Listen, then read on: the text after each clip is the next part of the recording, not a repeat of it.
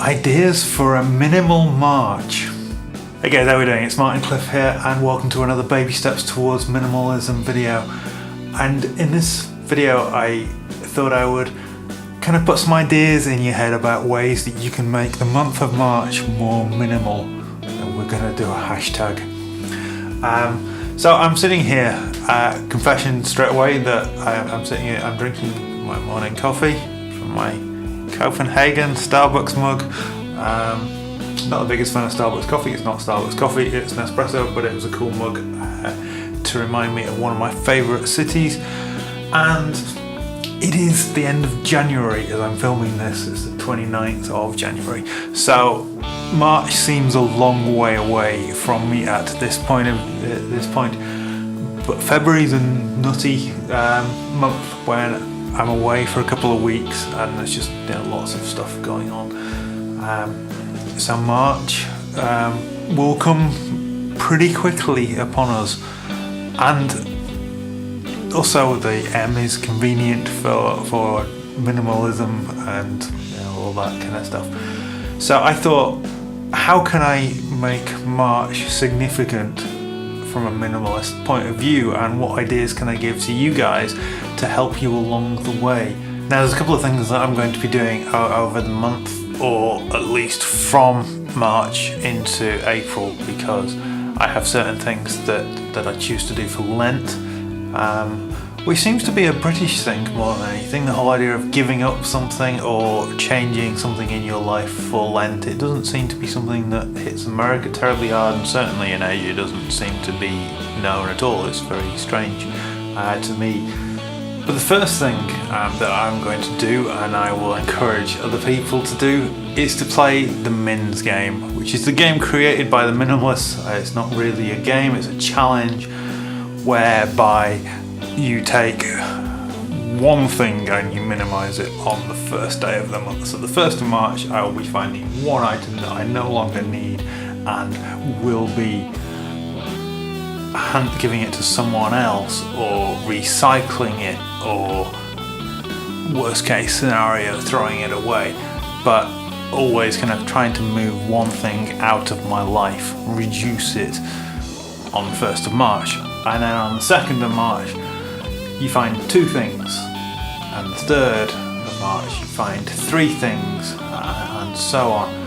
And it's a good idea to document this in some kind of way, just so that you'll feel this sense of incredible satisfaction at the end of the month when you've got rid of 500 and something items, with it being a 31-day month. It's slightly easier in a 30-day month because you've only got to give away 30 things on the final day. It doesn't necessarily have to be physical things. Sometimes it can be electronic things that you get rid of, and it does get hard at certain points in the month. My wife Eva played it in November, and she found it quite rewarding but quite challenging some days, and when life gets busy it can be tricky to find the time to pick out and put aside the things for that day. So it's a good challenge, it's a good kind of thing to keep yourself focused on this whole reducing. Now it's not reducing for reducing's sake, but it's a kind of good gradual step into decluttering and living life with less, if you will. Another idea that might be worth doing, it's something that we're going to try and do, is as part of the whole minimizing our footprint and our impact on the world, you could try going meat free for a month. Now I'm definitely not a vegetarian or vegan.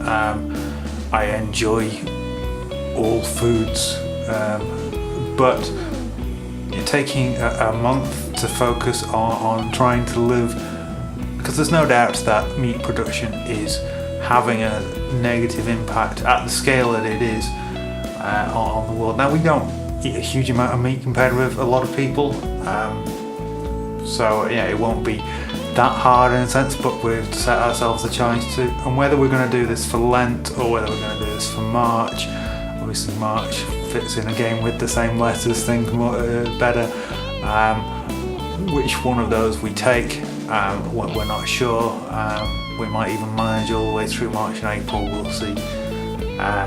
We have the added impetus that in March